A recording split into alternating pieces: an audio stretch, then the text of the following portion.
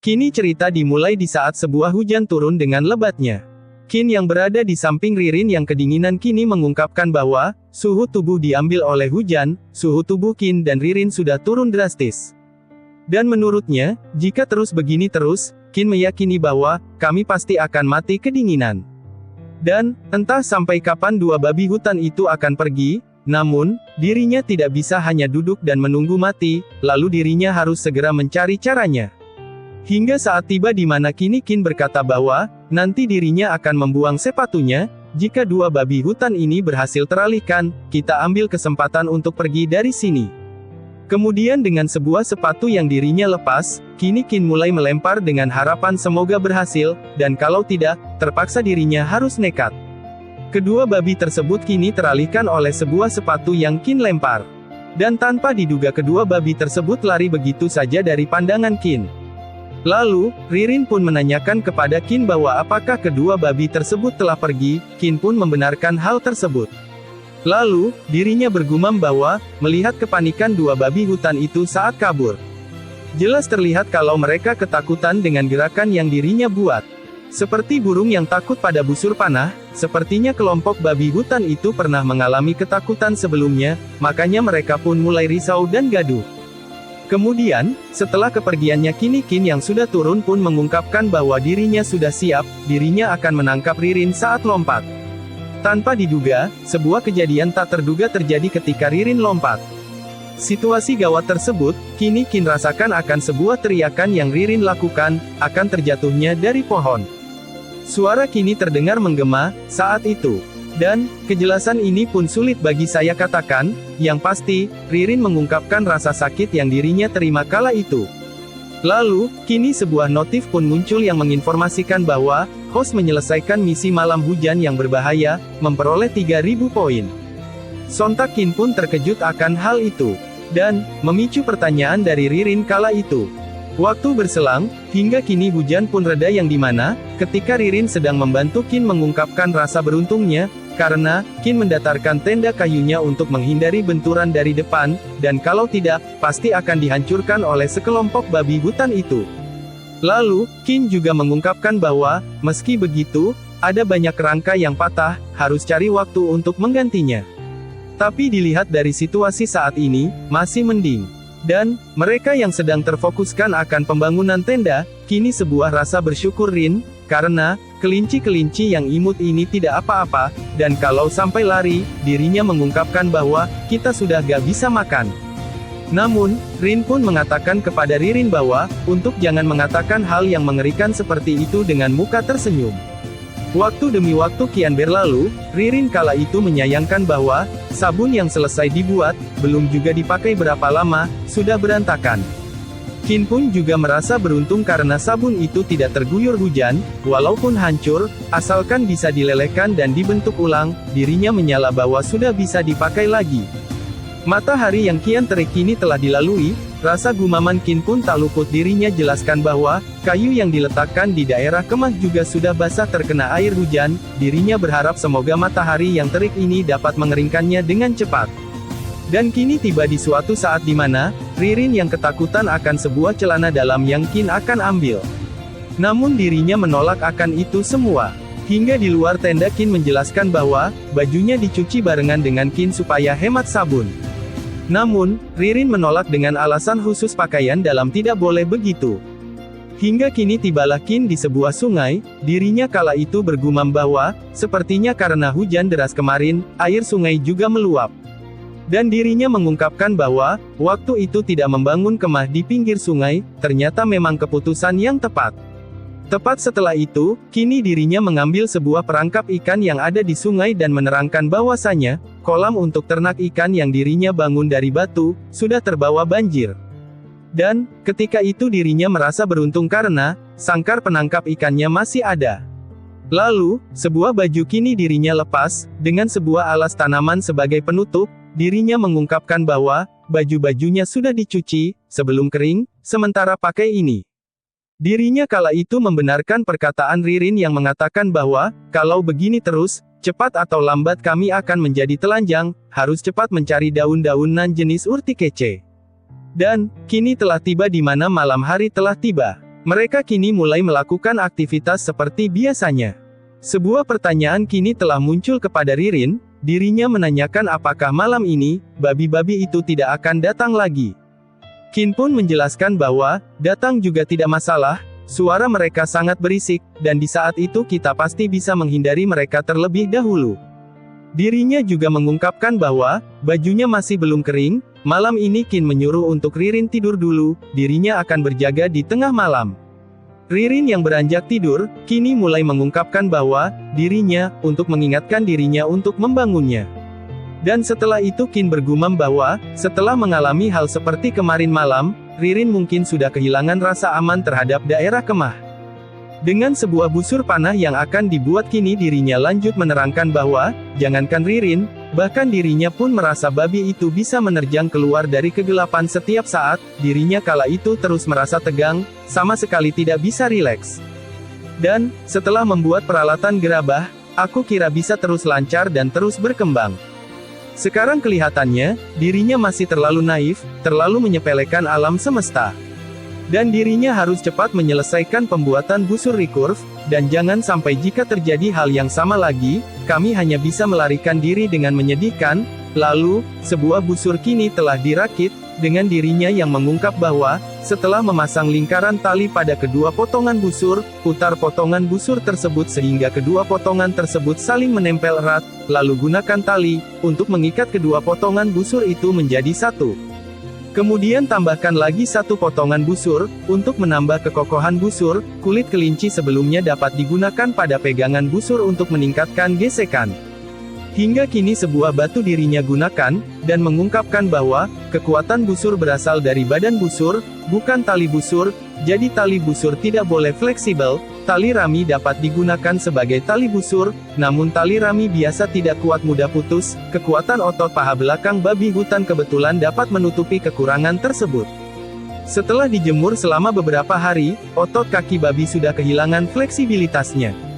Sebuah tali kini dirinya gigit dengan erat, dirinya juga melanjutkan penjelasnya bahwa, setelah pipihkan, robek menjadi beberapa helai, gunakan ini sebagai tulang benang, tambahkan dengan tali rami untuk membuat tali busur. Hingga kini sebuah busur bagus telah dirinya terima, dirinya mengungkapkan bahwa sebuah talinya tidak putus, lengan busur juga tidak berubah bentuk, badan busur ini akhirnya selesai dirinya buat. Dan setelah itu, dirinya berencana harus buat anak panah. Sebuah kayu kini telah dia kerjakan, dirinya mengungkapkan bahwa, bahan terbaik untuk membuat panah adalah sejenis kayu yang disebut Liudaomu Abelia biflora. Dan sekarang tidak bisa berharap banyak, gunakan saja kayu biasa sebagai penggantinya. Malam berganti malam, dengan teliti dirinya membuat panahan tersebut, dirinya juga menjelaskan bahwa, ranting pohon sudah basah terkena air hujan, harus dipanggang dengan api untuk mengeringkan kadar air, harus sebisa mungkin mengurangi berat anak panah, agar anak panah bisa terbang jauh. Dan, ada dua teknik pembuatan ujung panah.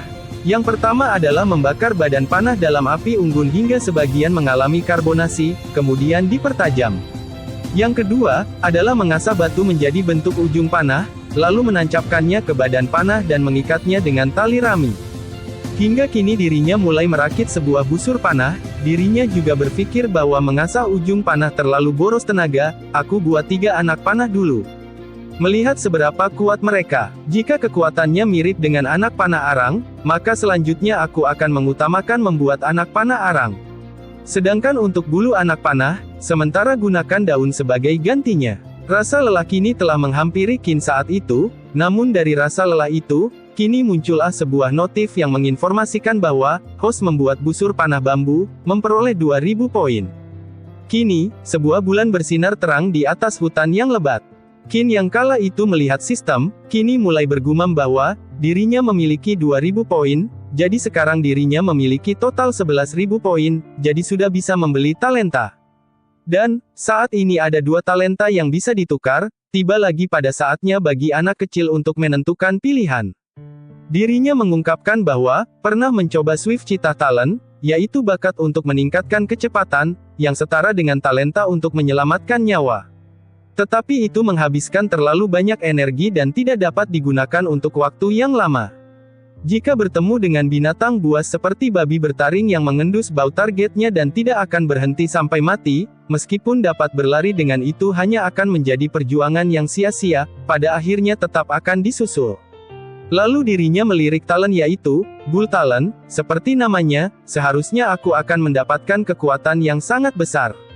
Jika aku mendapatkan talent ini dan bertemu babi hutan aku benar dapat menghadapinya dengan sekuat tenaga.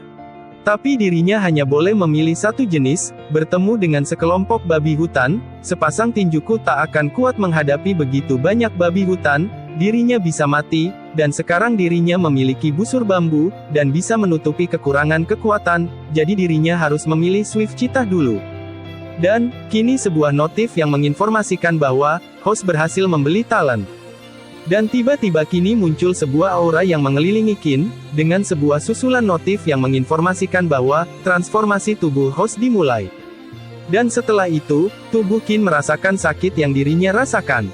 Hingga rasa sakit yang dirinya rasakan telah hilang dengan penjelasan yang mengungkap bahwa, apakah ini hanya perasaannya saja, dirinya kala itu merasa tubuhnya menjadi lebih keras.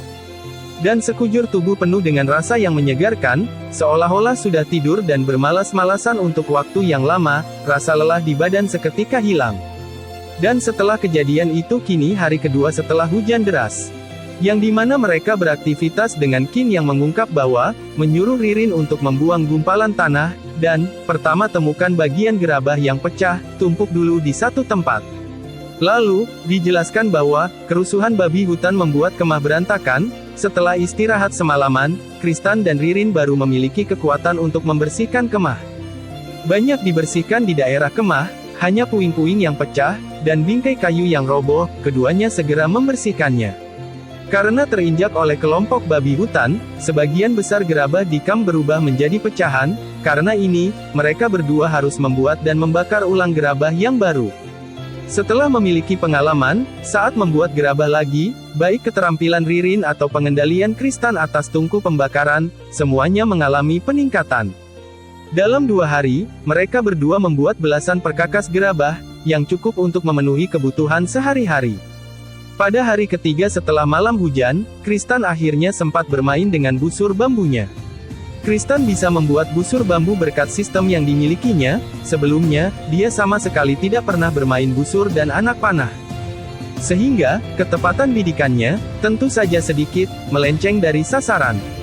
Namun setelah berlatih selama 1 hari, ketepatan bidikan Kristan meningkat lumayan banyak, hasilnya belum bisa dibilang baik, namun untuk menembak hewan sebesar babi hutan, sudah bukan merupakan masalah besar. Hingga kini tiba pada keesokan paginya. Yang dimana dirinya pergi ke hutan kala itu. Yang dimana dirinya sedang menginjak sebuah lumpur dan memegang sebuah pohon melanjutkan gumamannya bahwa, karena rimbunnya ranting dan dedaunan di menghalangi sinar matahari, 3 hari telah berlalu sejak malam hujan, tapi hutan masih berlumpur. Dirinya yang mulai berjalan kini melihat sebuah kecebong dalam tanaman yang terisi air. Dirinya mempertanyakan akan adanya kecebong pada hal itu, namun menurutnya perkembangannya cukup lancar, sudah tumbuh 2 kaki, dan sepertinya ia akan segera tumbuh menjadi katak tak lama lagi.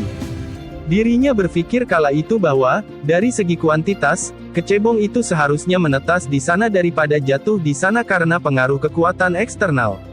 Dunia ini sangat besar, ternyata memang ada-ada saja hal yang ajaib.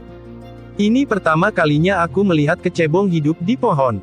Lalu, kini tibalah Qin di sebuah hutan bambu. Dirinya mengungkapkan bahwa, terakhir kali dirinya bertemu babi hutan di bagian dalam hutan bambu, selama dirinya tidak masuk terlalu dalam dirinya seharusnya tidak akan bertemu babi hutan, dan berkat hujan, banyak rebung bambu yang lepas dari tanah. Jika tidak, akan sulit menemukan rebung di bagian luar hutan. Setelah semua itu, Qin kini dibuat terkejut ketika mendengar sebuah suara. Dirinya yang kala itu memetik rebung kini berlari menuju ke arah suara tersebut. Hingga kini dirinya tiba di sebuah tempat, dengan ayam hutan yang dirinya temukan. Dan dirinya juga mengungkapkan bahwa, seperti yang dirinya telah duga. Meskipun dirinya tidak pernah melihat ayam hutan ini sebelumnya, tapi warnanya lumayan bagus. Dan dirinya mengungkapkan bahwa, malam ini bisa minum sup ayam.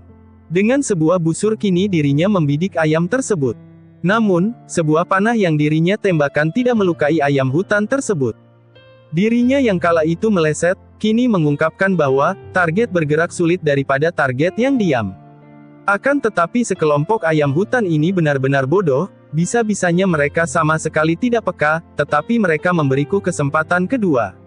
Hingga tiba di mana sebuah kejadian terjadi, panah yang dirinya hujamkan tak kunjung mengenai ayam itu. Dan dengan perasaan yang dirinya miliki, dirinya juga berpendapat bahwa seharusnya dirinya lebih dekat.